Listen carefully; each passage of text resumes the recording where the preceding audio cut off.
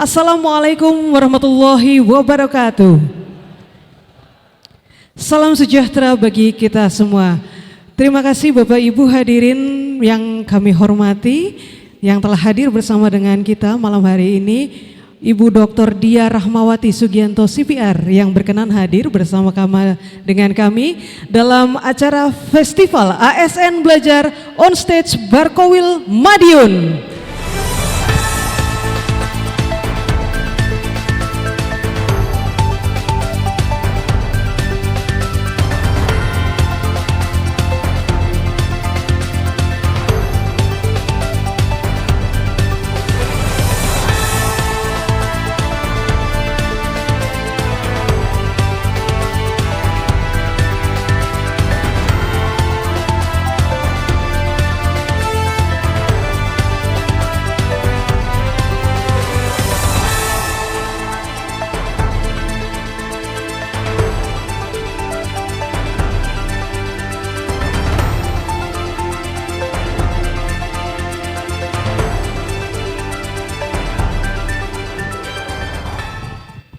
Boleh sekali lagi berikan tepuk tangan untuk semangat Bapak Ibu pada malam hari ini yang sangat luar biasa.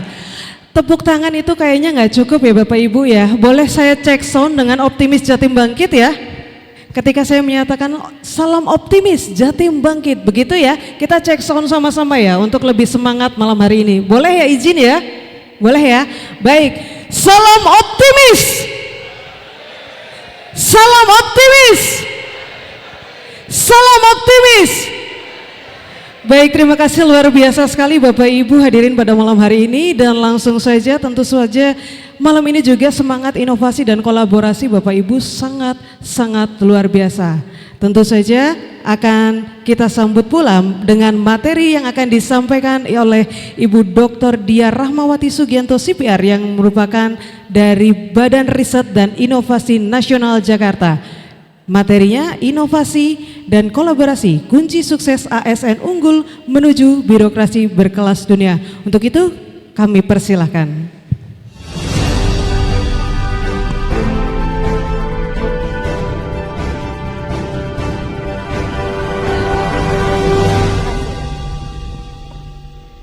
Terima kasih Mbak Nesya. Selamat malam Ibu dan Bapak. Assalamualaikum warahmatullahi wabarakatuh. Saya mohon maaf karena hari ini begitu casual dan Bapak Ibu pakainya batik semua ya. Jadi saltum saya ini hari ini. Aduh, jadi ceritanya begini. Tadi pagi saya diundang ke sekolah anak saya untuk memberikan pelatihan public speaking. Ceritanya gitu, dan podcast. Sedikit saya kasih bonus, contohnya ada MC, puisi, dan pidato. Nah, karena ketemunya sama anak-anak yang SMP, jadi kata anak saya, mama pakai bajunya jangan yang kayak ibu-ibu, katanya gitu. Akhirnya dipilihkanlah begini, ini pilihan anak saya. Dan setelah dari sekolah itu saya langsung terbang, ceritanya gitu. Tadi jam 18 baru sampai di Madiun, baru sampai di hotel. Saya mohon maaf kalau nggak matching nih hari ini, jadinya mudah-mudahan tidak mengurangi semangat kita ya untuk bisa melihat, melanjutkan apa yang ingin saya sampaikan malam ini. Dan ternyata ini harusnya besok pagi ya, tapi dipadatkan. Jadi tadinya saya kepengen ngerasain naik kereta gitu, tapi ternyata harus naik pesawat supaya bisa dapat semuanya. Baik Bapak Ibu, saya Diah Rahmawati Sugianto. Sehari-hari bekerja di Badan Riset dan Inovasi Nasional. Tapi saya juga punya hobi ya. Punya hobi dan kemudian menjadi sebuah usaha untuk biar saya sehat jasmani rohani karena pekerjaan di kantor yang agak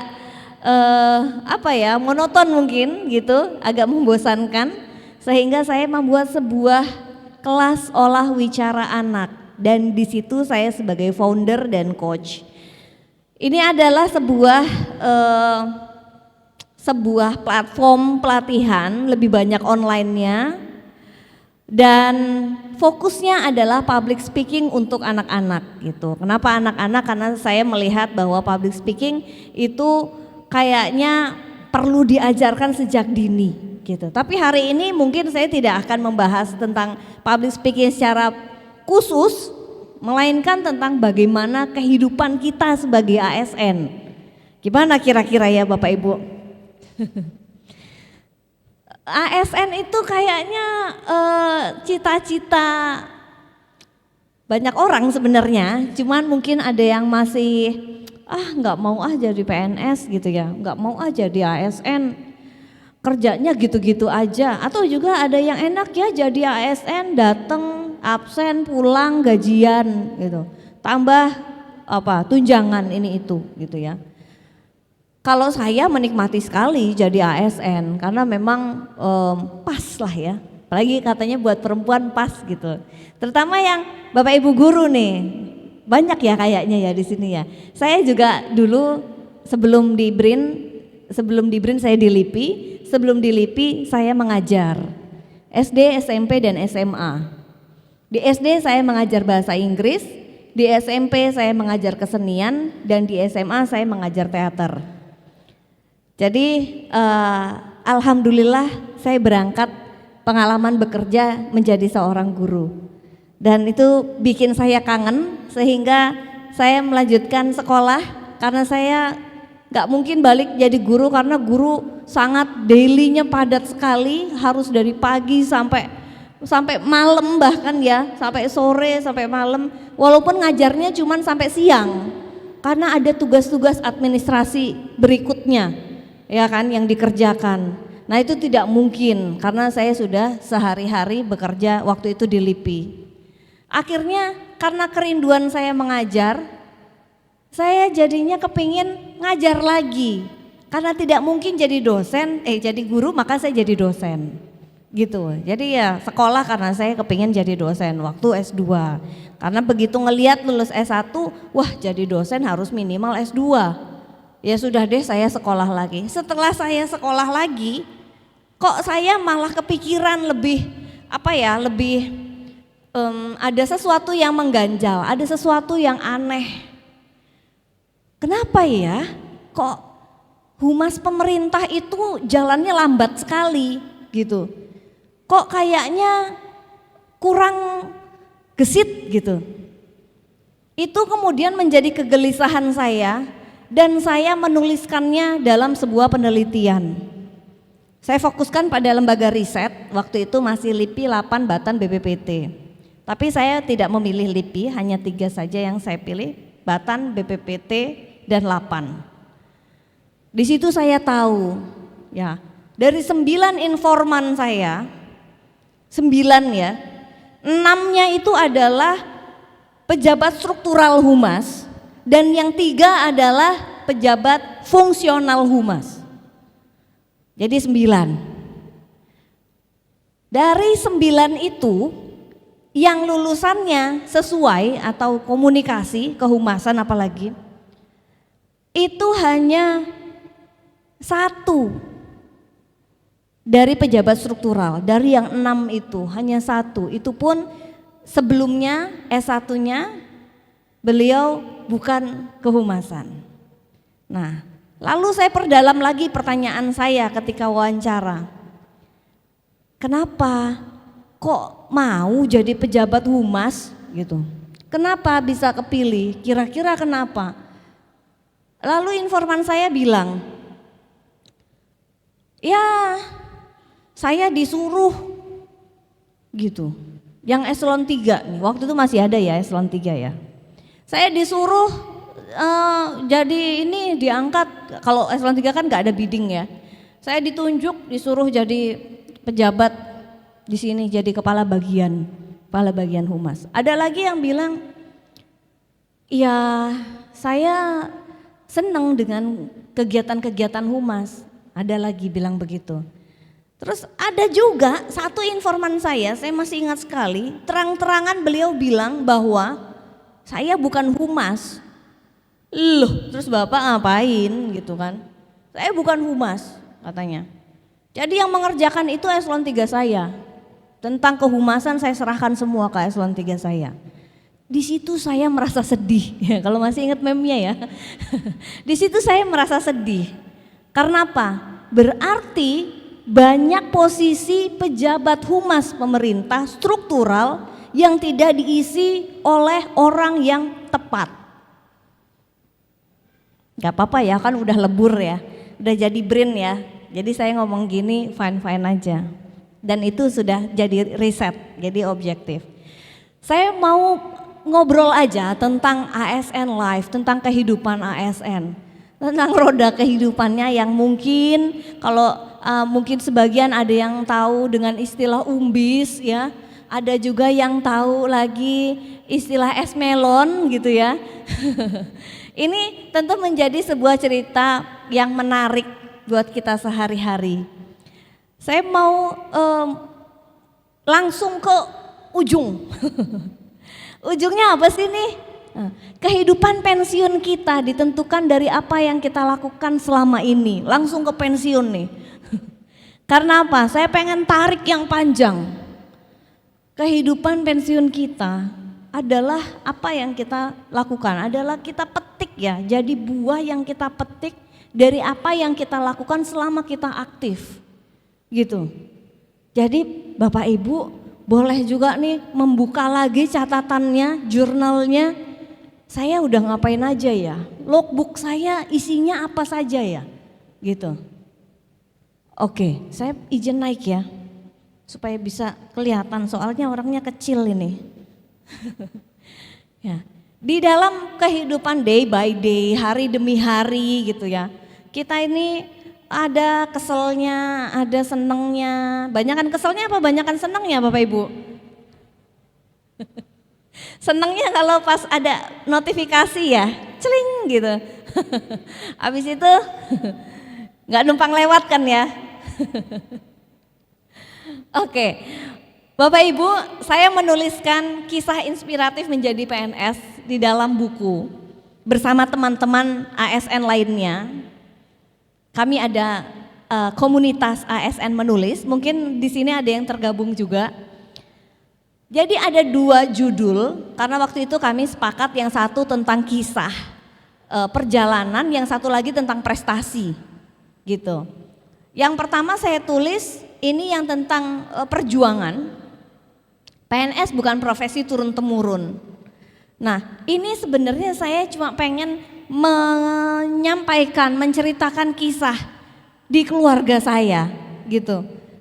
Saya juga nggak tahu kenapa kayaknya kalau bapak ibunya PNS, anaknya mesti PNS. Ada yang begitu Bapak Ibu? Kalau nggak bapaknya atau ibunya PNS, mesti anaknya ada yang PNS. Kayaknya sering banget begitu. Dan itu terjadi pada saya di keluarga. Jadi saya 3 bersaudara, saya bungsu. Di keluarga kami yang bukan PNS cuma 1 orang, kakak saya yang nomor 2. Saya berpikir apa iya gitu ya, apa iya ini turun temurun? Kayaknya sih enggak deh, karena kami punya jalan cerita masing-masing. Ya, almarhum bapak saya ya PNS, Pemda dia dulu beliau. Kemudian ibu saya kepala sekolah. Sudah pensiun juga.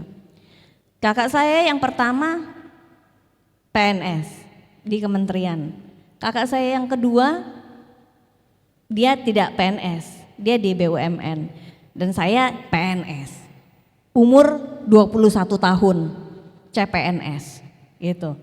Saya mikir-mikir apa iya begini. Tapi seharusnya di sini kesempatan saya untuk bilang bahwa ini bukan profesi turun-temurun, bukan. Karena kita semua punya cerita masing-masing ketika kita menjadi ASN, iya kan? Itu macam-macam, isi bukunya tuh macam-macam cerita, karena memang ini kumpulan cerita. Jadi ada yang nyeritain dari awal mula masuk, terus kemudian karena rumahnya jauh, dia harus tidur di masjid kantor mau ujian. Saya juga gitu, saya ujian di Kebun Raya Bogor dan harus berangkat H-1 karena saking takut terlambat. Gitu. Ketika mau ujian itu rasanya sesuatu yang sakral. ujian untuk menjadi seorang PNS. Waktu itu rasanya seperti itu. Jadi sebegitu rasanya kami menjunjung tinggi status ini, sehingga jangan sampai urusan administrasi itu failed gitu ya. Gitu. Nah, kemudian yang satu lagi sudah menjadi tokoh PR Indonesia, apa selanjutnya? Ini tentang prestasi. Saya juga bingung waktu itu ketika dihubungi dan diundang untuk hadir menerima penghargaan 50 tokoh PR Indonesia. Karena saya merasa kayaknya rekam jejak saya belum terlalu banyak gitu.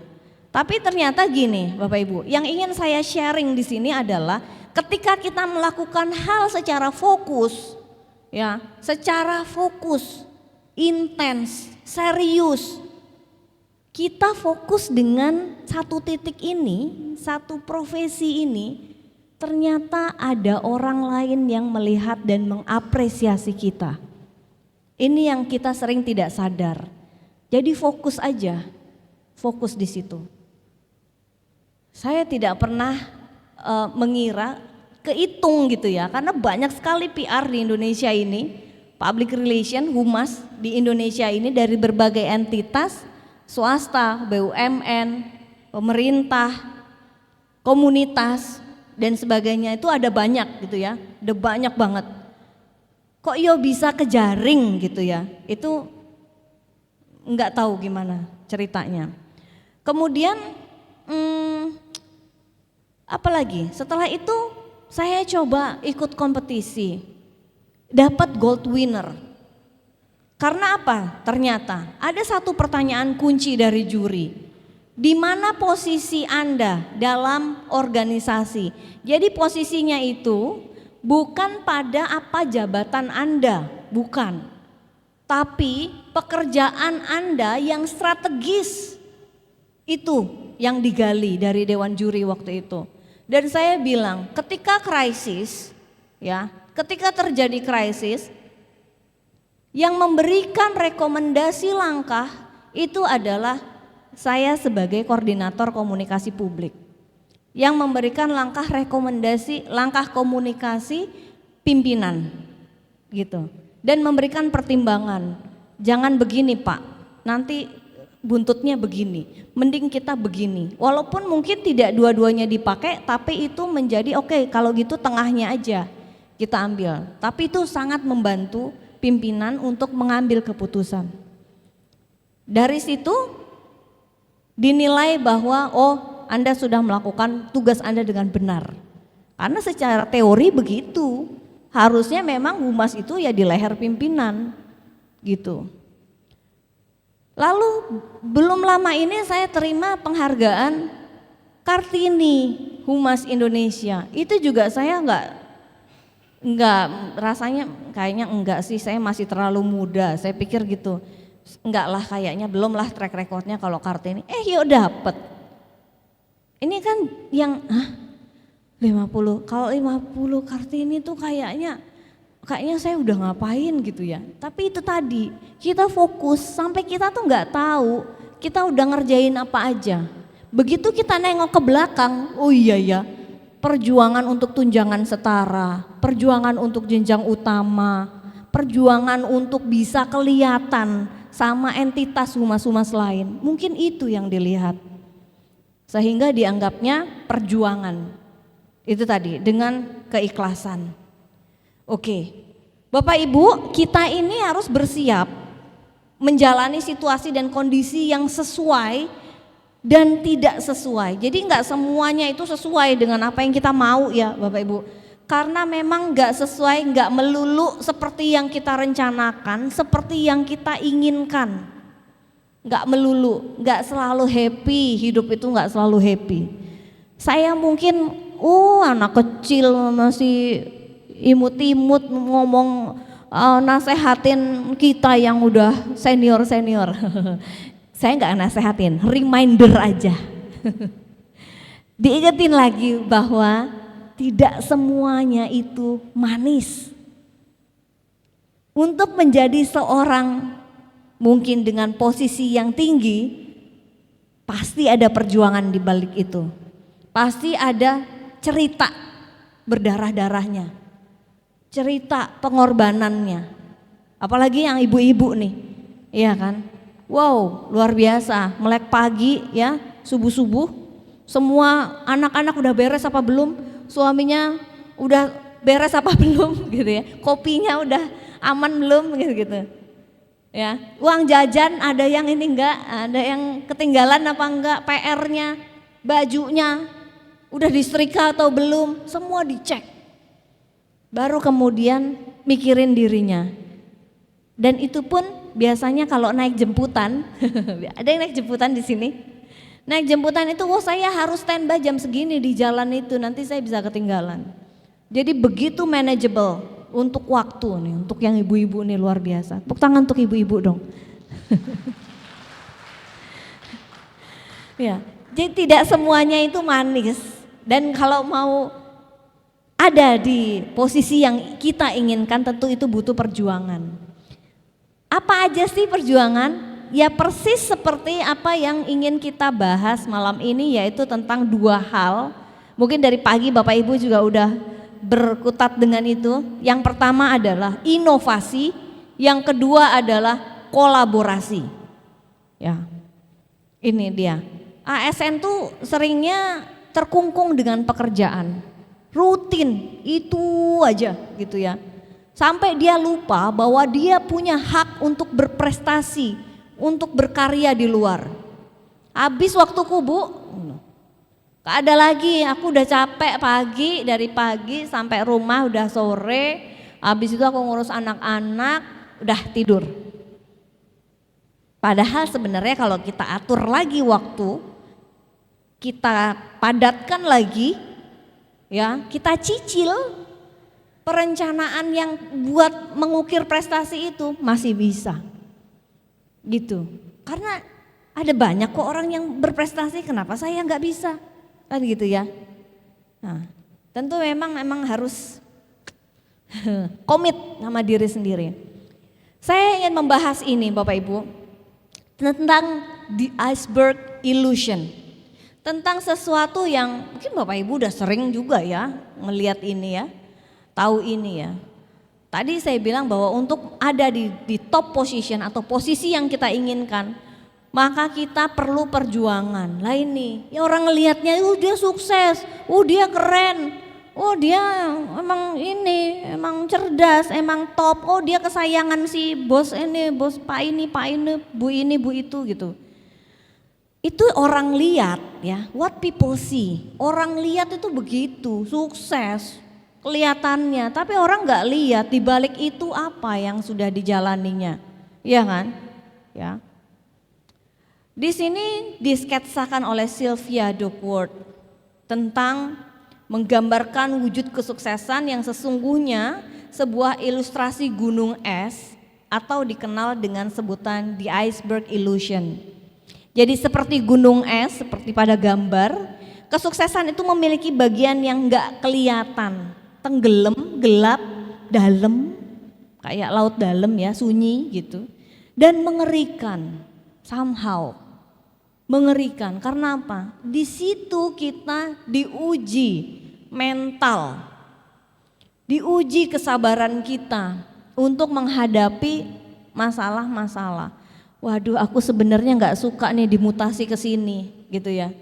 Aku sebenarnya nggak happy nih. Tapi gimana tugas? Padahal nggak sesuai loh sama background keilmuanku. Kenapa aku disuruh ngajar matematika padahal aku lulusan bahasa Inggris? Itu jarang ya kayak gitu. Tapi misalnya gitu. Ada sesuatu yang nggak serak sama kita, tapi harus kita jalani. Gimana caranya tuh? Caranya supaya kita bisa happy ngejalaninnya. Kalau saya cuma satu, bersyukur. Itu aja. Jadikan itu sebagai, ini rezeki buat saya.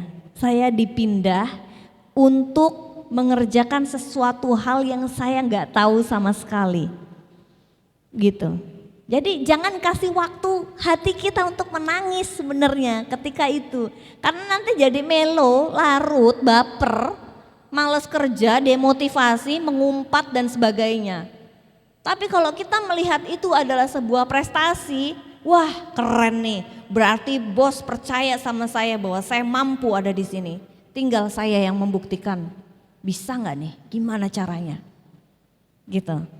Sama, semuanya tahapannya sama. Manajemen, perencanaan, ya, persiapan, perencanaan, aksi dan evaluasi. Itu aja sama.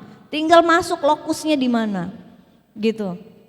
Oke, jadi ada dedication di situ, ada hard work, ya, kerja keras, ada disiplin, ada kekecewaan, ada rasa sakit hati di situ, ada kegagalan, ya, dan ada ya kegundahan juga, ada rasa wah kayaknya saya nggak bisa deh, kayak gitu ya, jangan saya Pak, jangan saya nggak bisa, saya nggak ngerti. Ini kalimat yang sebenarnya sering banget saya dengar ya di segala usia loh, bener loh segala usia. Mau yang Gen X, Y, Z aksen itu sama kalimat enggak bu. Ini kejadian juga tadi pagi ketika saya mengisi di kelas SMP tadi. Saya tuh cuma bilang Mbak ayo maju ke depan yuk.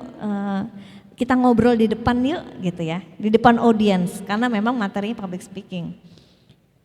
Enggak mau Kak, saya enggak mau Kak, jangan saya Kak. Terus saya kasih mic, saya kasih mic gini, dia gini menjauh, jadi mic saya nguber, gitu. Dia gini, ngejauh. Takut suaranya masuk ke mic itu.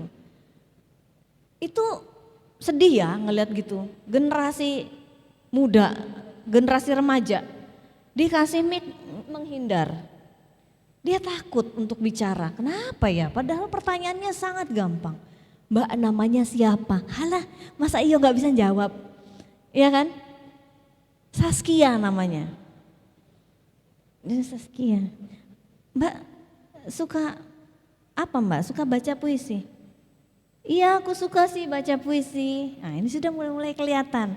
Oh dia ternyata kepingin diajak maju tapi dia malu gitu. Akhirnya saya ajak maju, Mbak depan ya Mbak ya. Enggak mau, oke enggak apa-apa. Sekarang berdiri aja madep ke teman-teman, coba sebutin Mbak namanya siapa Mbak. Nama saya Saskia, siapa aku lupa. Oke, kurang kuat Mbak suaranya, dia lebih kuat lagi. Jadi dia tidak sadar. Sampai akhirnya dia mau saya ajak maju di depan dan membacakan puisi. Dia nggak sadar gitu ya, Mbak. Sadar nggak? Tadi kamu kan nggak mau ya ada di situ ya. Sekarang kamu udah ada di sini dan membacakan sebait puisi. Gimana rasanya? Deg-degan sih Kak, katanya. Deg-degan, tapi nggak kelihatan loh kalau deg-degan gitu. Jadi dia punya pengalaman itu. Nah kita kalau udah bilang enggak, aku nggak bisa buat sesuatu hal yang sebenarnya kita bisa. Itu namanya mental block. Gitu, jangan tambahin go depannya ya, block aja. Mental block. Kenapa? Resisten, ya kan? Kalau kita udah bilang nggak bisa, maka akan jadi nggak bisa. Bapak Ibu pasti sering dengar kalimat ini. Dan itu memang benar loh. Kalau emang kita bilang kita nggak bisa, akan jadi nggak bisa. Tapi kalau ada kecil aja keyakinan di dalam diri Bapak Ibu bahwa saya bisa ini, saya sebenarnya bisa, tapi saya takut. Nah, ada namanya teori uncertainty reduction, pengurangan ketidakpastian. Gimana caranya? Jawabannya adalah persiapan dan perencanaan. Gimana caranya? Ya dua itu, inovasi dan kolaborasi. Saya nggak bisa, ya cari orang yang bisa, belajar sama dia. Gitu. Jadi kita punya bekal. Gimana caranya? Tinggal sekuat apa kita menempa diri, segigih apa kita menjalani pelatihan pendidikan untuk diri kita. Oke? Bapak Ibu, milikilah keahlian yang khas. Jadi temukan nih dalam diri kita nih, kita tuh kekhasan kita tuh apa sih? Saya jago masak, oh saya jago miara burung misalnya ya. Oh saya jago banget tuh, dari burung gak bisa ngomong sampai bisa harganya mahal karena suaranya udah cerewet banget gitu ya. Malah ngalahin titit gitu. Faktanya orang yang ahli adalah orang-orang yang dikejar rezeki.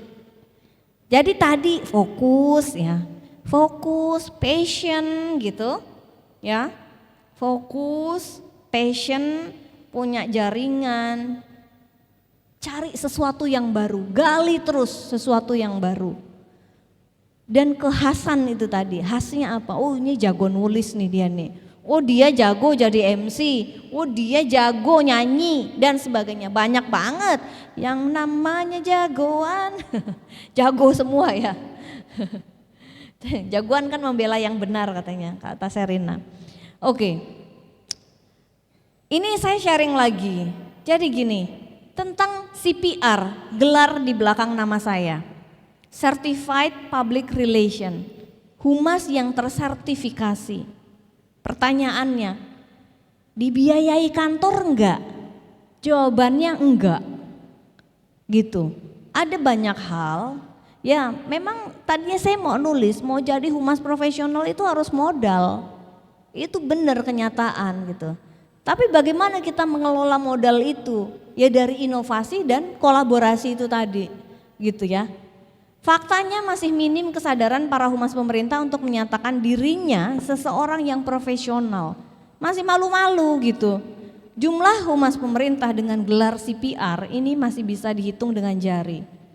Karena mahal, gelar ini mahal dan cuma 3 tahun berlakunya. Oke? Nah, kenapa saya kemudian aku mau gelar ini? Bukan sekedar punya gelar, bukan. Tapi gelar ini menjadi simbol semangat, itu yang saya maknai.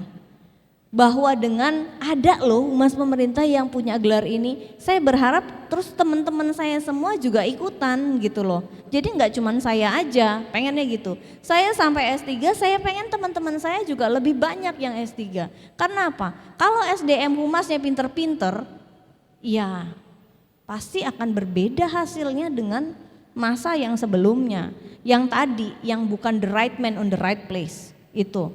Jadi ini untuk memotivasi rekan-rekan untuk berani menyatakan dan menunjukkan kepercayaan diri sebagai humas pemerintah yang profesional. Oke, ini cerita melulu ya, ya memang ini sesinya cerita kok. Jadi mau sambil ngopi teh juga boleh. Jadi gini Bapak Ibu, tentang organisasi profesi humas pemerintah, IPRA Humas, Ikatan Pranata Humas Indonesia. Oke. 2015 kami dibentuk ya, dilahirkan, difasilitasi oleh Kominfo, Kementerian Kominfo. Dilantik oleh Pak Menteri Rudiantara. 2015 saya terpilih sebagai wakil ketua umum 1. Jadi wakilnya ada 2. 1 itu untuk hubungan eksternal, yang 2 untuk hubungan internal. Oke.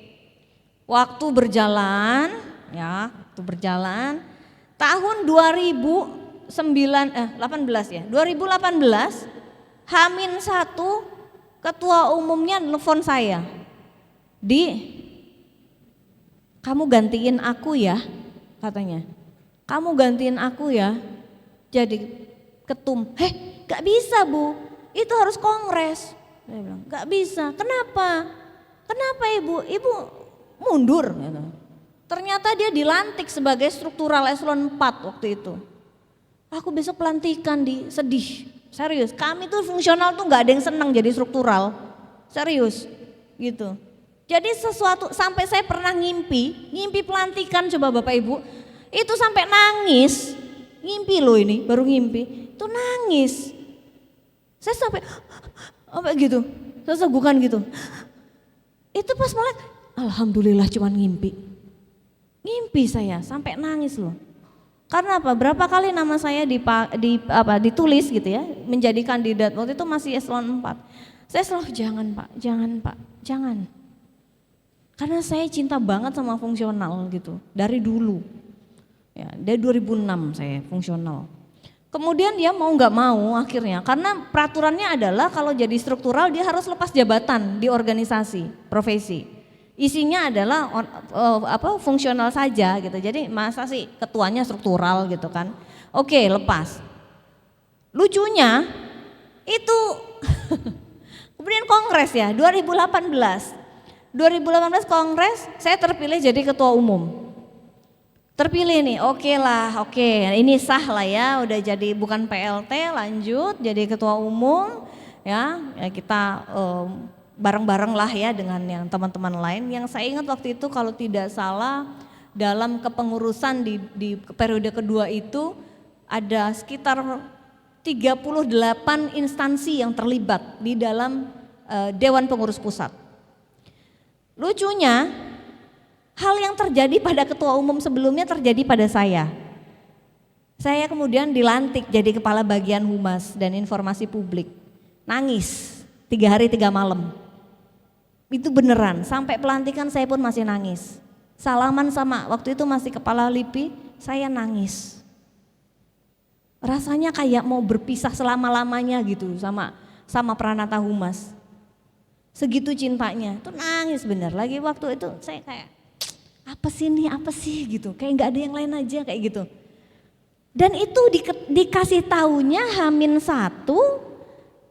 apa H-2 saya lupa, di mana SK-nya sudah ditandatangani gitu. Jadi SK udah ditandatangani, yang mau dilantik baru dikasih tahu, kan nyebelin ya.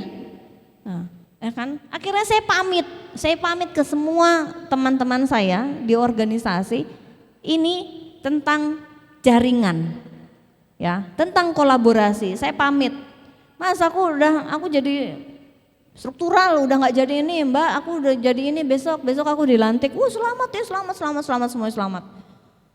Karena yang namanya posisi kepala bagian humas itu adalah bergengsi, katanya begitu, gitu. Pada ngirim bunga papan, belum ada sejarahnya eselon 3 aja dikirimi bunga. Gitu kan.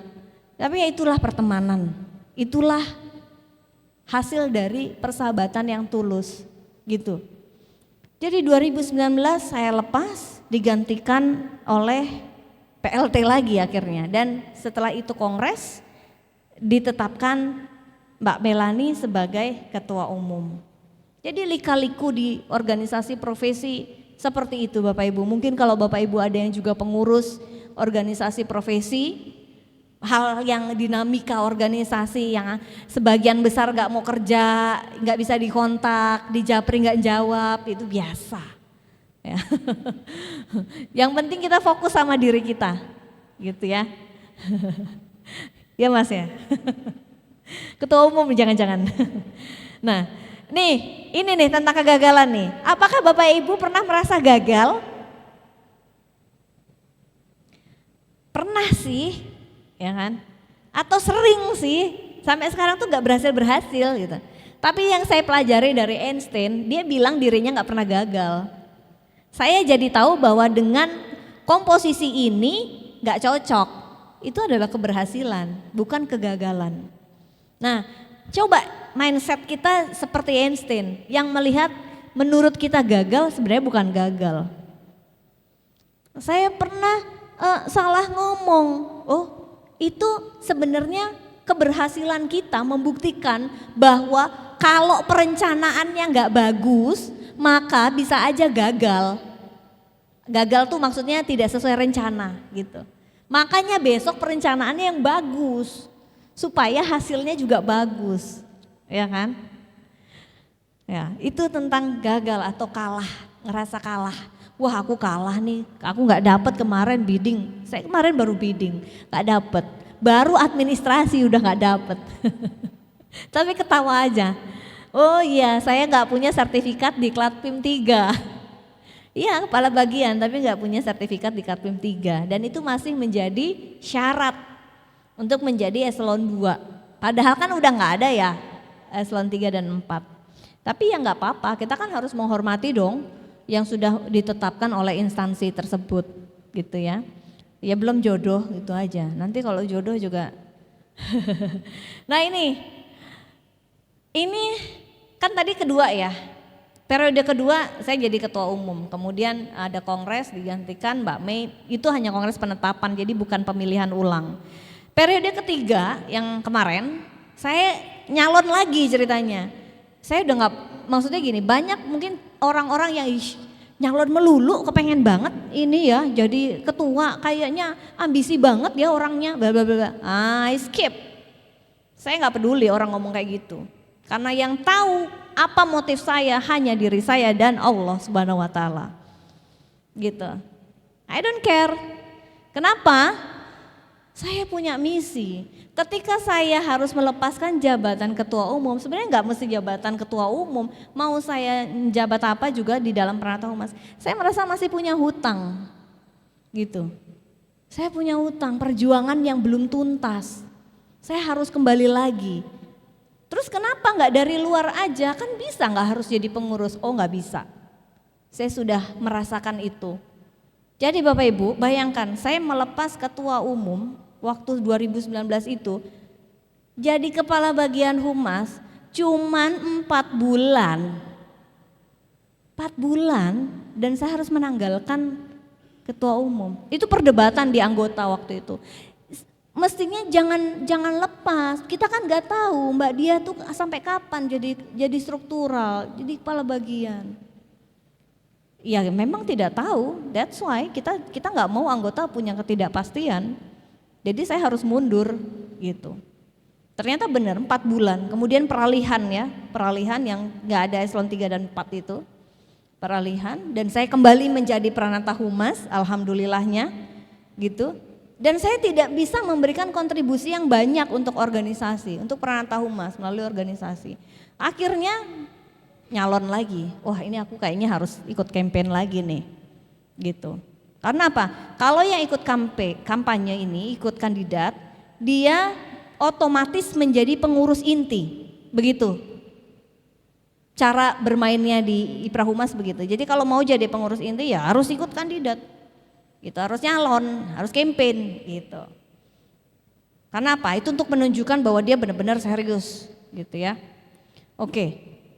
Saya kembali mengusung visi misi yang seperti pada periode sebelumnya, membangun ekosistem kehumasan. Saya pengen teman-teman itu lebih terbangun kesadarannya sebagai humas ya, bukan cuma sebagai humas tapi humas yang profesional gitu. Dan memanfaatkan organisasi profesi ya sebagai kendaraan.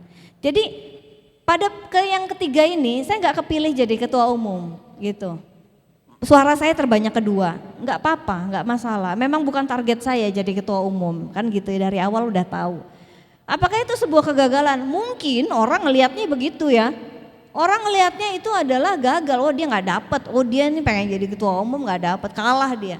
Ya kemarin dapat ketua umum sekarang enggak, pamornya turun dan sebagainya. Enggak peduli orang mau ngomong apa, karena yang tahu saya. Ya gitu, jadi saya tidak menganggap itu adalah kegagalan. Oke. Karena masih ada PR waktu itu, tunjangan setara belum terwujud, utama juga belum gitu ya. Alhamdulillah dua-duanya udah kemarin. Nah jeder tunjangan setara terbit. Pada akhirnya 15 tahun Bapak Ibu kami menunggu tunjangan setara dengan yang lain. Jadi kemarin termiskin di dunia katanya gitu ya, mungkin setelah fungsional yang apa gitu lupa, mungkin termiskin ketiga lah mungkin ya. Nah ini saya catat karena apa? Sejarah, kita adalah bagian dari sejarah. Jadi catat, buat tulisan dan terbitkan. Kalau kita memang pengen apa? Pengen itu tercatat jadi sejarah yang harus diketahui oleh generasi berikutnya. Gitu. Aku menulis karena aku ada. Aku mencintaimu karena kamu menulis. Kalau kata Pramudia begitu. Jadi kalau ada sesuatu peristiwa yang menarik yang tidak bisa terlupakan atau yang sedih sekalipun, tulis. Biar apa? Jadi pelajaran buat kita, jadi sumber referensi. Kita baca lagi itu ya, oh iya saya dulu pernah sedih. Iya ampun aku lebay banget ya, begini aja aku sampai uring-uringan seminggu misalnya. Kita jadi bisa lihat, oh iya ternyata ada perubahan dalam pribadi saya. Oke, 15 tahun loh. Oke, ini ada beberapa yang tadi saya bilang tulis gitu. Kita pertajam, tadi kan kekhasan ya, saya bicara kekhasan. Kita pertajam itu, kekhasan kita tuh di mana, sukanya kita tuh di mana gitu. Kehumasan, komunikasi publik itu yang saya suka. Jadi saya melihat fenomena, peristiwa itu ya dari angle itu aja. Bapak Ibu bisa lihat dari pendidikan ya. Saya tahu banyak Bapak Ibu guru, kepala sekolah mungkin di sini ya. Dari pendidikan, lihat aja angle-nya itu, bagaimana supaya masyarakat itu terdidik dari sisi apa, mau ekonomi, politik, budaya, any kind, apa aja bisa gitu. Nah ini ada beberapa yang ngomongin G20, kesempatan, momentum, manfaatkan momentum. Termasuk juga tentang rebranding brand, yang saya waktu itu gemes, mana logonya nih, logonya mana gitu kan. Udah deh Pak, dikompetisikan aja. Kita nih harus punya, masa cuma nama-nama doang, logonya masih logo yang lama, waktu itu Ristek ya logonya masih, Ristek Dikti. Masa Pak masih pakai logo yang lama, gimana orang mau kenal kita? Saya tulis, gak lama keluar logonya. Mungkin prosesnya waktu itu berbarengan, jadi momentum, untung saya terbit duluan gitu. Kalau enggak kan crunchy banget ya, brandnya, logonya sudah ada, tulisan saya baru terbit kan garing gitu. Kemudian saya juga mengkritisi tentang manajemen lembaga riset di Indonesia. Perspektifnya tetap komunikasi sebenarnya gitu. Tetap karena memang itu bidang saya. Jadi jangan cerita yang lain deh. Karena kita nggak menguasai gitu kan. Ya, kalau doktor, profesor itu kan taunya kan cuma secuil sebenarnya kan. Nah, terus juga yang G20 itu kemarin bingung nggak Bapak Ibu? Banyak banget, ada A20, B20, C20, D20, banyak banget gitu. Yang belakangnya dikasih buntutnya 20, kalau B29 saya tahu itu ya buat nyuci ya. Tapi banyaknya itu bikin orang bingung. Akhirnya saya coba cari referensi, oh di KSP ada gini, di Kominfo ada gini. Coba saya petakan, saya aja nggak paham, oh ternyata begini-begini, saya tulis. Akhirnya orang jadi tahu, oh ternyata ini tuh bagian yang ini, yang memang inti, ini adalah yang cantelannya gitu. Jadi clear, dan itu belum pernah ada yang menulis di media lain. Oke, ini juga mumpung ketemu para pendidik ya, mudah-mudahan juga patennya mungkin punya ya, Bapak Ibu ada yang punya paten mungkin, lisensi mungkin, lisensi pengetahuan. Ini saya sebenarnya nggak serius ini nggak serius beneran. Saya harusnya serius di sini gitu. Jadi saya tuh berkala sih, suka ngintip-ngintip. Coba aku lihat namaku gitu, udah berapa citasiku? Oh ternyata banyak juga ya, gitu ya, ngelihat. Oh ternyata oh ya, oh udah ada indeksnya. Oh scholar, ada bedanya scholar dengan Scopus. Kalau scholar ini dia lebih banyak dibaca, Scopus banyak dikutip gitu. Kalau di pendidikan ini lebih dibilang disukai tapi lebih pas gitu, lebih pas nih kalau Google Scholar. Tapi kalau di periset yang Scopus. High index Scopus gitu. Jadi nulis itu kalau Bapak Ibu senangnya yang berat-berat ya tulislah dalam bentuk yang berat. Tapi kalau senangnya yang enteng-enteng tulis aja opini, artikel gitu ya. Kalau yang senangnya nulis buku ya tulis buku. Pokoknya yang senang aja. Nah, kita yang senang-senang aja karena kita udah ajak ya insya Allah ya di PNS ya ASN ini. Oke, ini bagian tentang kolaborasi, berjejaring. Kalau nggak berjejaring nggak akan kuat, ya Bapak Ibu, nggak akan kuat. Kita sendiri-sendiri ya, gimana lemes ya, nggak bisa. Eranya sudah membuat kita tuh harus dobrak, gitu. Nggak bisa, kalau sendiri nggak bisa. Dan dengan kolaborasi menumbuhkan inovasi. yang kita nggak kepikiran tadinya. Gimana caranya itu kok bisa jadi ada kurikulumnya modelannya tematik begitu, nggak kepikiran sebelumnya. Tapi itu karena blending, di blend. Apalagi sekarang kurikulum merdeka, project lagi, ya kan? Harus kreatif. Guru-guru dituntut untuk kreatif. Sama yang seperti tadi pagi saya datang, itu tentang P5.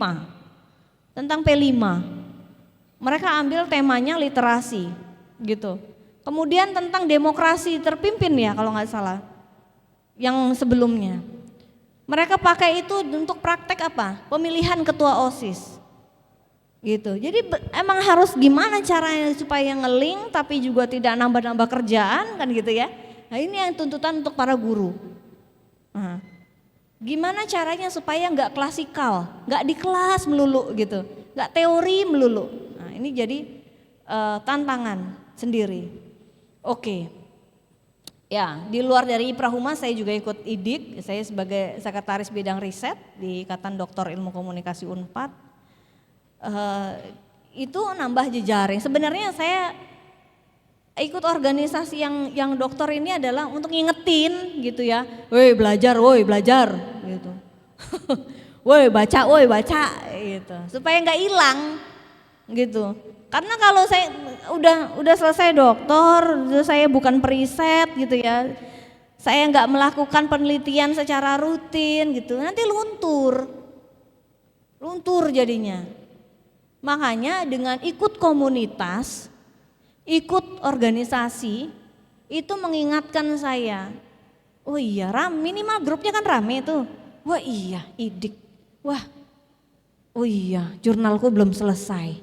Oh iya kemarin udah ada LOA belum tak pegang. Akhirnya jadi keingetan terus gitu. Setidaknya itu upaya. Makanya kalau bukan dari kita sendiri susah. Ini juga ikut nulis buku resiliensi komunikasi. Saya menulis tentang jurnalisme berkualitas.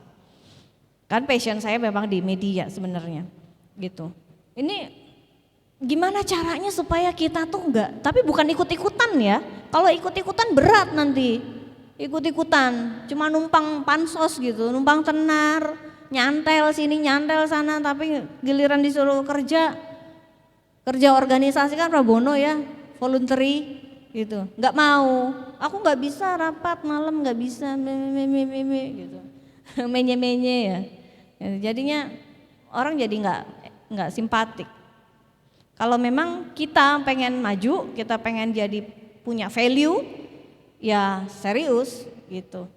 Oke, ini beberapa kegiatan saja yang ingin saya tunjukkan bahwa ini kolaborasi. Audiensi ke Menpan, ya, audiensi ke Kemenq, jadi tim penilai. Bagaimana supaya ini bukan nyusahin orang untuk naik jabatan, jadi naik jenjang ya. Tapi gimana caranya supaya orang-orang ini ngerti, zaman dupak tapi ya, sekarang udah gak ada dupak, yang ada tol dupak.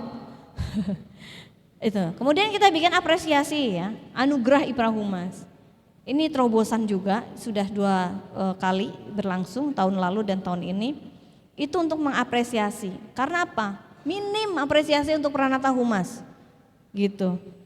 Dan itu ada juga di mana saya dapat kesempatan mengajar diklat Pranata Humas. Nah, inovasi,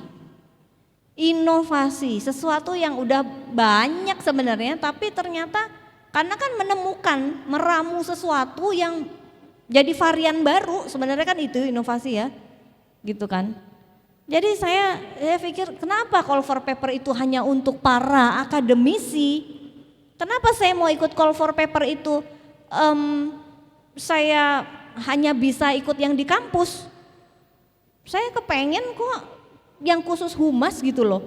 Ya sudah, kita bikin aja.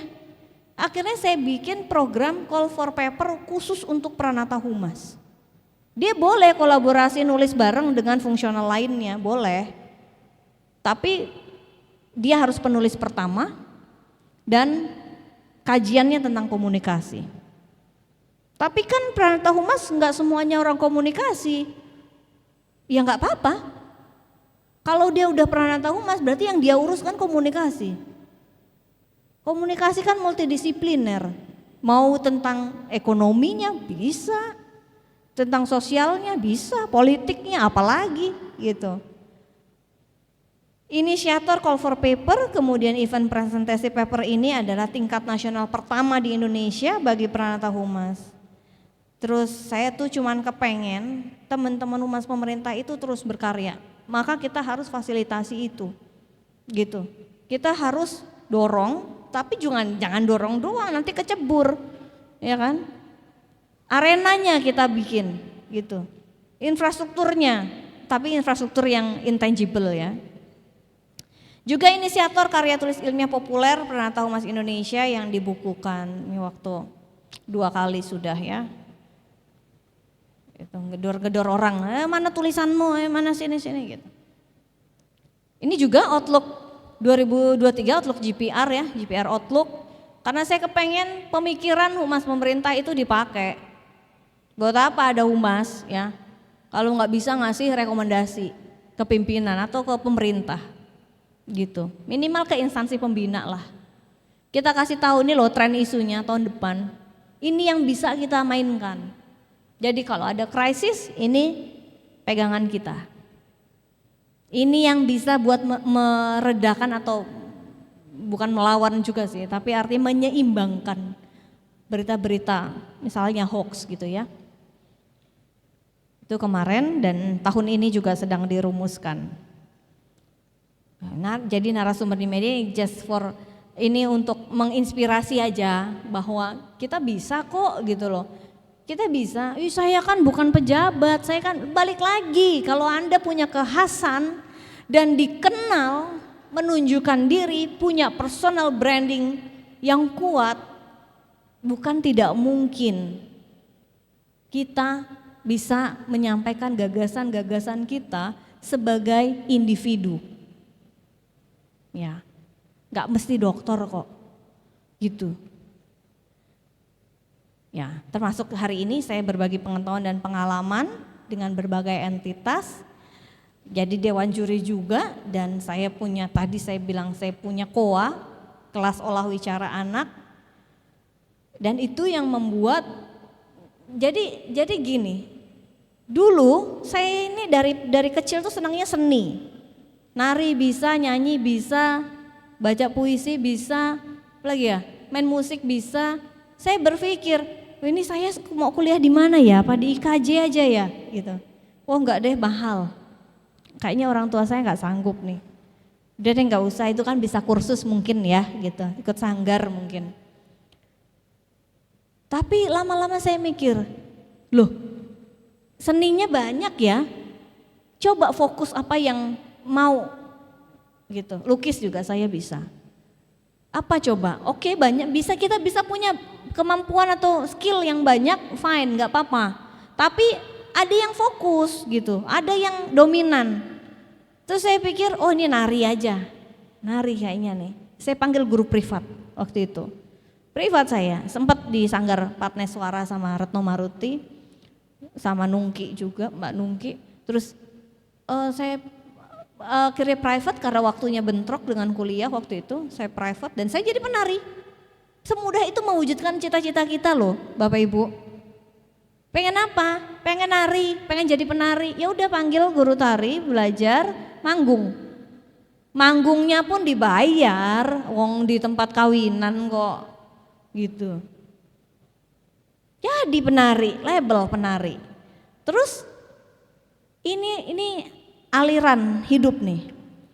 Ketika saya jadi humas, saya tuh awalnya broadcast ya, D3 saya broadcast, penyiar, artinya dididik sebagai jurnalis gitu. Tapi kerjanya jadi PR, ini kan kayak koin ya, agak ini berseberangan gitu. Maksudnya cara yang satu dilayani humas, yang satu ngelayani jurnalis, tapi saya ada di dua-duanya gitu kan. Terus saya pelajari terus. Saya ini sebenarnya humas apa sih gitu kan. Oh ternyata humas tuh ada BUMN, ada swasta, ada yayasan dan sebagainya. Oke berarti saya humas pemerintah, oke. Dapat tuh ya nomenklatur yang humas pemerintah. Humas pemerintah basically semuanya sama, secara teori sama. Walaupun sekarang sudah mulai banyak berkembang buku-buku teori ya, textbook khusus spesifik humas pemerintah. Bahkan ada di Unsud jurusannya Humas Pemerintah. Nah, terus saya lama-lama gini, kok kayaknya umum banget ya Humas Pemerintah ya, karena tahu di Prahumas banyak anggotanya, sudah ada berapa ribu. Kok banyak ya? Kekhasan saya apa ya? Gitu. Oh, ternyata saya melihat peluang. Ya, ini inovasi juga. Peluang tentang public speaking anak-anak. Gitu. Jadi anak-anak ini harus dikenalkan sejak dini supaya mereka terlatih. Bukan terlatih patah hati ya, itu lagu.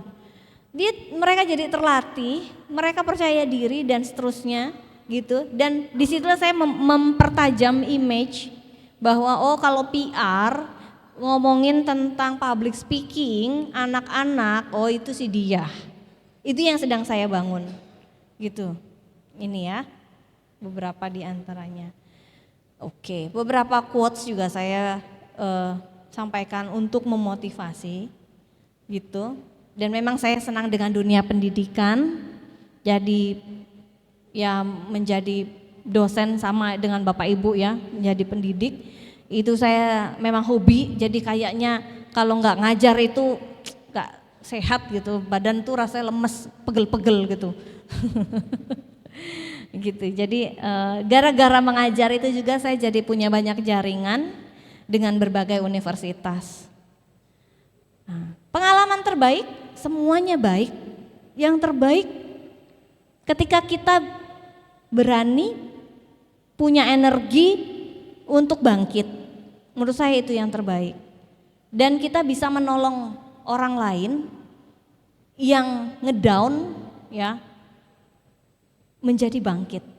Itu menurut saya yang terbaik. Ini tadi sudah saya ceritakan tentang perjalanan doktoral saya. Nah, ini tadi saya udah bilang saya jadi penari finally. Dan jadi pendongeng melalui KOA, saya jadi pendongeng. Saya jadi ya cerita tanpa teks, langsung cerita aja. Ketemu gelas ya jadi cerita, ketemu botol ya jadi cerita gitu. Untuk anak-anak. Dan jadi penyanyi. Bersama itu ada suami saya tuh. Mana dia? Ini nih, ini suami saya, dia saksofonis. Kita satu panggung, ini kan langka ya kayak gini. Nah, ini bersama band saya gitu. Ini yang terakhir tadi saya sampaikan di awal sekali tentang KOA. KOA adalah Laboratorium Sosial Humaniora. Ini juga saya membangun jaringan, menurut saya ini adalah inovasi karena teman-teman saya di PR belum ada yang berinisiasi atau mewujudkan ini gitu. Dan melalui KOA saya berhasil membuktikan bahwa public speaking bisa membuat anak memiliki kepercayaan diri dan menemukan bakatnya. Ini adalah gambar ini Dea namanya. Dia sangat introvert, jarang ngomong, di sekolah pun dia jarang ngomong. Dan seringnya tuh temennya kemana dia ikut kemana, temennya kemana dia ikut kemana. Dia nggak berani untuk melepaskan diri dari teman-temannya. Kayak nggak pede aja gitu, nggak nyaman sendirian kemana-mana. Kemudian saya temukan bakatnya, ternyata dia punya bakat menulis. Dan kita launching buku pertamanya, yang orang tuanya aja nggak ngerti kalau dia bisa nulis, gitu. Jadi ya memang saya membangun KOA ini memang untuk laboratorium sosial. Jadi kalaupun berbayar itu bukan untuk yang komersil gitu ya, nggak kayak yang lain kan lebih mahal gitu maksudnya. Tidak, karena saya memang ini prinsipnya belajar sepanjang hayat dan tidak harus di sekolah atau di kampus. Bisa di mana aja termasuk belajar tentang hidup dan keterampilan hidup. Ini prestasi yang sudah saya ceritakan tadi. Nah, ini yang perlu ditanyakan ke dalam diri kita masing-masing. Terobosannya apa sih dalam hidup? Belum sih, saya belum sampai ke situ sih, masih harus menggali lagi, masih harus banyak-banyak baca, nonton, belajar, mendengar ya, supaya bisa dapat nih terobosan dalam hidup. Ini sudah saya ceritakan juga tadi. Ini tips aja sih, tips aja. Tapi kalau Bapak Ibu sudah melakukannya alhamdulillah. Atau lebih dari ini luar biasa. Yang pertama lihat peluang. Kalau ada peluang ambil. Karena belum tentu 2 kali datangnya, ya kan? Masa aktif sebagai ASN harus diisi dengan prestasi. Prestasi itu nggak mesti piala, piagam, medali, nggak mesti. Apresiasi itu juga prestasi loh. Kita mengerjakan pekerjaan selesai tepat waktu itu juga prestasi, gitu. Siapkan bekal sebelum masa keaktifan berakhir, karena ini adalah happy-happynya kita ya. Masa kerja ini masa happy-happy kita.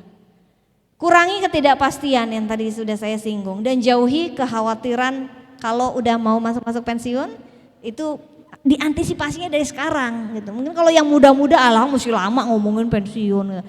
Aduh please deh, aku tuh banyak ngobrol sama senior-seniorku gitu dan aku banyak belajar dari mereka. Temanku, sesama koordinator, dia kelamaan di struktural. Begitu udah hilang eselon 3 dan 4, ya umurnya juga udah bertambah. Akhirnya apa? At the end ya, untung sekarang udah ada utama, jadi dia panjang lagi tuh masanya, masa karirnya. Dia kejar open bidding di mana-mana. Ya instansi pasti akan melihat juga dong, ya kan? Ini usianya udah terakhir nih, kalau ini nggak dapat dia nggak bisa eselon 2 gitu kan. Dan akhirnya ya nggak dapet. Nah saya belajar dari beliau, dia juga nasehatin saya, kamu mumpung masih muda coba aja, nggak dapat nggak apa-apa. Iya pak, benar saya belajar dari bapak. Saya banyak tanya, gimana pak ini prosesnya gimana pak, saya harus apa yang harus saya persiapkan gitu. Setiap orang punya cerita, setiap orang punya value sebenarnya, tapi apakah kita melihat atau ingin menunjukkan value kita atau tidak. Ini kenapa orang pada khawatir kalau mau pensiun, karena ekonominya belum ajak, kesehatannya, kehilangan kemandirian. Aku nggak bisa, aku udah tua, sering tuh aku dengar kayak gitu. Aku nggak bisa, yang muda-muda aja. Padahal kan yang muda-muda pengennya dapat dituntun gitu loh, dapat bimbingan gitu dari seniornya. Rasa sepi terutama saat kehilangan pasangan, ini yang dikhawatirkan.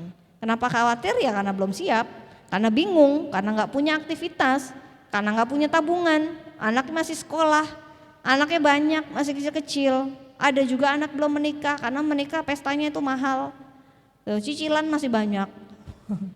Ini khawatir gitu. Tapi kalau kita menata itu, selama masa kita ini tadi diisi, selama masa aktif kita ini, insya Allah itu akan reduce ya. Tidak terlalu mengkhawatirkan. Jadi Bapak Ibu, ini pesan saya, menikmati hidup bersama orang-orang yang tersayang itu memberikan energi untuk kita bekerja, menjalani kehidupan sehari-hari, belajar dan sebagainya. Karena kesuksesan layak dimiliki seseorang yang menapakinya bersama pembelajaran hidup. Dia layak untuk sukses karena dia udah berusaha. Karena dia yakin, dia istiqomah, dia layak untuk sukses. Kayaknya ini aja dari saya malam ini, mudah-mudahan menginspirasi dan bisa menjadi teman sebelum tidur. Nanti ngimpi-ngimpi naik tangga ini, tangga kesuksesan ya, tapi insya Allah terwujud. Apakah ada sesi tanya jawab? Apakah Bapak Ibu ada yang mungkin ingin sharing pengalaman 1-2 orang sebelum kita benar-benar menutup sesi ini? Ibu, boleh?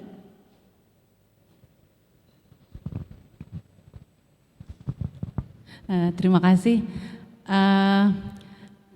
Kami terbengong-bengong, terpesona gitu, jadi luar biasa sekali. Ibu yang kelihatannya masih muda.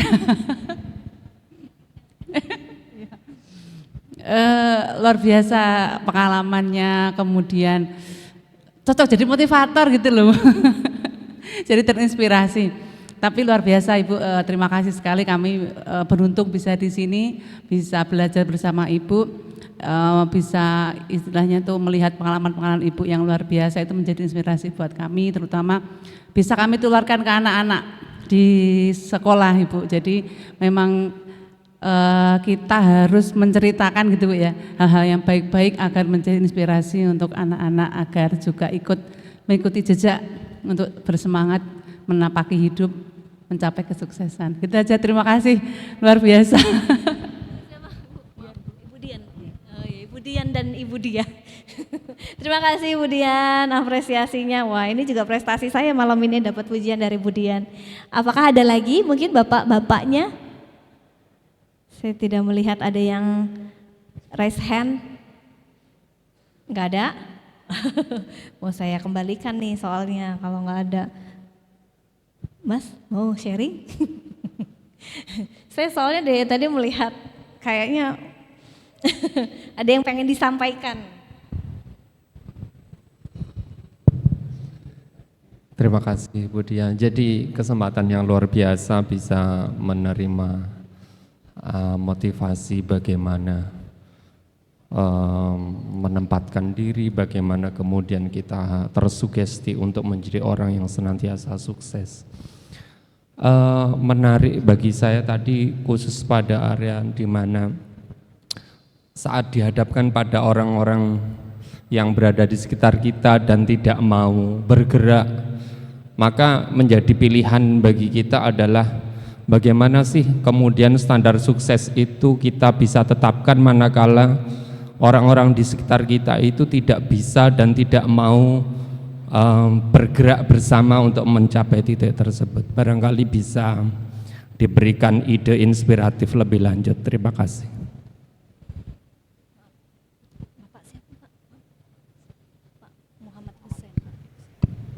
Bapak Muhammad Hussein, terima kasih pertanyaannya. Ya, saya 2 kali punya pengalaman membangun tim dari nol. 2 kali. Yang pertama ketika saya sebagai manajer Humas LIPI kawasan Jakarta. Waktu itu kami sangat sedikit kacau ya, sedikit kacau karena ada perseteruan gitu ya sampai ke DPR. Kita bikin skema baru, humasnya dipecah. Jadi di pusat riset itu nggak ada humas lagi, semua ditarik ke biro dan dibikin kawasan. Saya pegang yang Jakarta. Oke.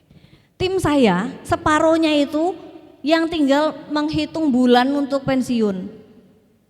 Dan saya harus menghandle satu kedeputian sosial yang isinya itu vokal penelitinya gitu. Mereka sudah terbiasa dibilang begitu, jadi nggak akan marah. Kemudian dan untungnya sosial untungnya, jadi sesuai dengan bidang keilmuan kami. Susah sekali dan harus toleransi, ya kan? Oh iya, ntar yang ini sebentar, Mbak aku besok nggak masuk ya, dengkulku sakit. Oh iya Ibu, waktu itu belum ada WFA, work from anywhere, belum, semua harus ngantor. Kemudian ada lagi, Mbak aku flu, rasanya ya, flu doang gitu loh, pakai masker aja selesai. Buat kita yang muda yes, tapi buat beliau nggak bisa. Karena flu aja, mungkin anak-anaknya, cucu-cucunya juga mengkhawatirkan, aduh ibu udah flu kok masih ngantor gitu ya. Dulu kita belum kenal Zoom waktu itu, jadi betapa sulitnya. Nah kemudian apa? Saya kasih pelatihan Pak. Jadi saya buka, kan saya manajer kawasan Humas Jakarta, jadi saya singkat Mas Jaka, Humas Jakarta. Saya buka kelas Mas Jaka. Apa yang rutinitas paling sering kita temui dan kita harus mengcover itu bareng-bareng, bukan saya doang. Liputan. Karena ada banyak satuan kerja yang mungkin setiap hari itu ada liputan untuk berita di website atau mengundang media. Berarti liputan nomor 1, nomor 2 media handling. Jadi saya buka kelas. Karena kalau nunggu pelatihan nyodorin RAB ke bosnya. Belum tentu di ACC gitu ya. Ya kita tahu ilmunya, kenapa enggak gitu kan. Jadi kita, kalau tadinya saya udah gini, wah apa tak panggil teman-temanku ya suruh ngajar ya, tapi enggak dibayar. Itu untungnya punya jaringan. Mau enggak kamu ngajar tempatku, tapi enggak tak bayar. Ini buat tim internalku. Iya enggak apa-apa, aku seneng. Gitu. Itu enaknya punya teman-teman yang sesama jiwa pendidik tuh begitu. Jadi enggak hitung-hitungan gitu. Ya ntar tak traktir soto. Gitu. Jadi kami belajar juga langsung sama ahlinya. Yang kelompok lain enggak punya kesempatan itu. Ya itu saya pecah. Saya coba problem itu saya pecah dengan kasih pembekalan. Lu kan udah gue ajarin. Sudah diberikan pembekalan, diajarkan ya, semua harus belajar ya, bisa oke. Semua pasti punya beda-beda grade-nya. Ada yang cepet nangkep, ada yang lambat, ada yang setidaknya mereka sudah tahu, gak apa-apa. Kemudian ketika ke lapangan saya gandeng Pak, yang pinter, yang terbiasa maksudnya, yang terbiasa yang saya anggap dia sudah bisa, digandeng sama yang middle atau yang gak bisa. Gitu, supaya dia belajar prosesnya di lapangan. Liputan tuh seperti apa sih? Wawancara narasumber Mbak, dia nggak ngomong apa-apa, pas lagi sambutan normatif banget dan cuman sebentar, nggak ada nilai beritanya. Wawancara, tak bekelin pertanyaan kunci. Ya memang ada effort sedikit, kayak itulah konsekuensi kita sebagai pemimpin ya kan, gitu. Jadi kita bekali diri. Ini pertanyaan kuncinya, udah ini aja, tanya ini aja, udah jadi barang itu kan, gitu. Oke, dari situ mereka terbiasa dan menjadi tersistem. Maka ketika saya dilantik jadi kepala bagian humas, itu kosong, manajernya kosong, ya kan. Tapi karena sistemnya sudah saya bangun, siapapun manajernya udah jalan, gitu.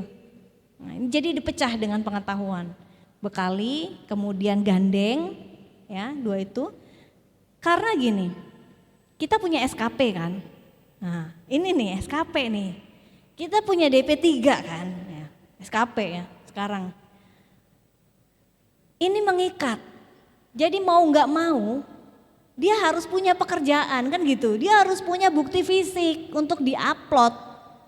Lah kalau dia nggak kerja mau ngupload apa kan gitu, iya kan? Ini yang membantu kita sebenarnya sebagai, ya kalau saya mungkin masih middle ya, gitu.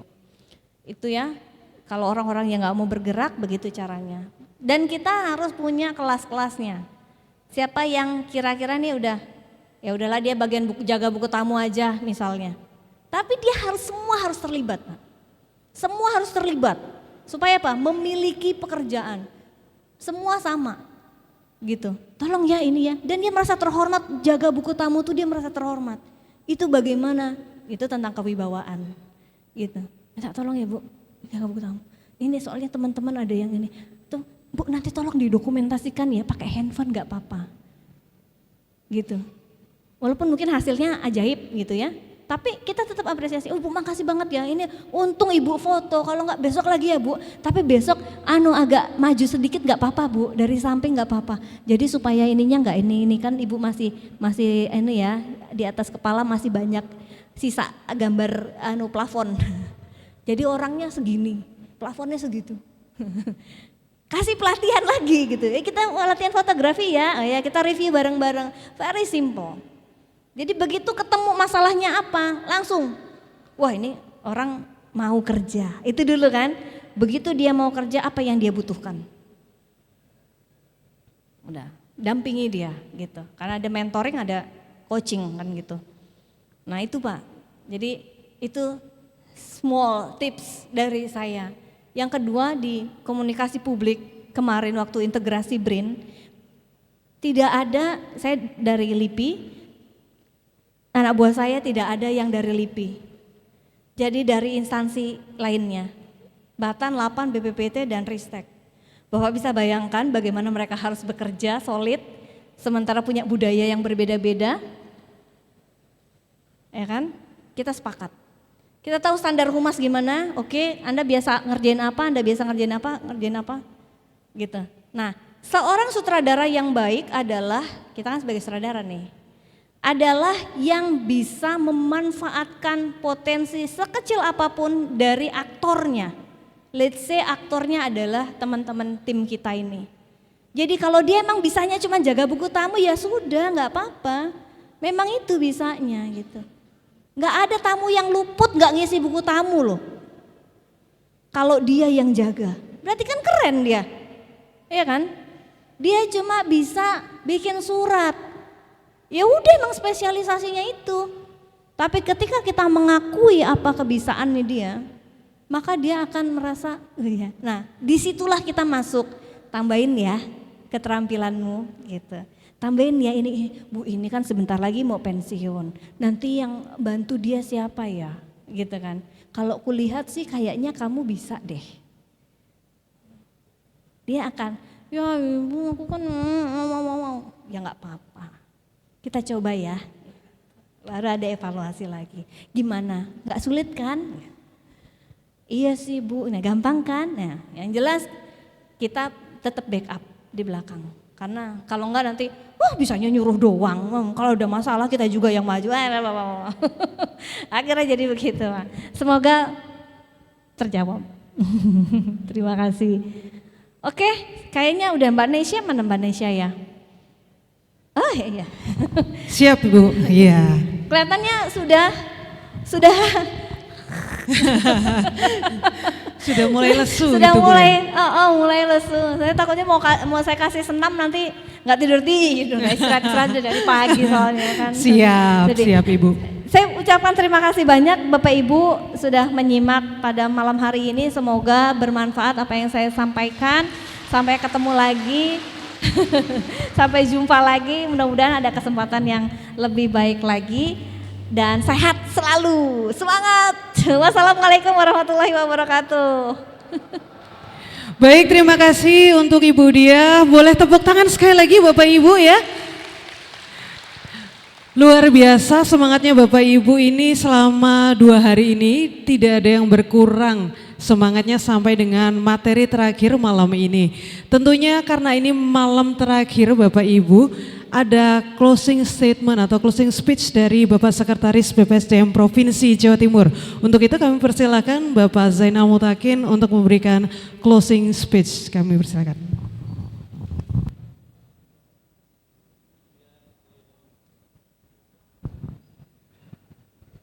Bismillahirrahmanirrahim. Assalamualaikum warahmatullahi wabarakatuh. Selamat malam. Masih semangat ya?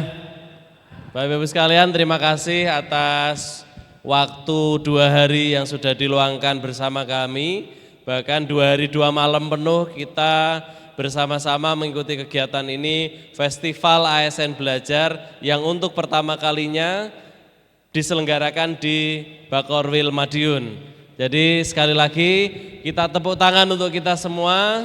Kita telah menyelesaikan sebuah rangkaian yang ini menjadi tonggak sejarah bagi Pemprov Jawa Timur dalam menyelenggarakan bersama-sama pengembangan kompetensi full selama 20 jam pelajaran di Bakorwil Madiun.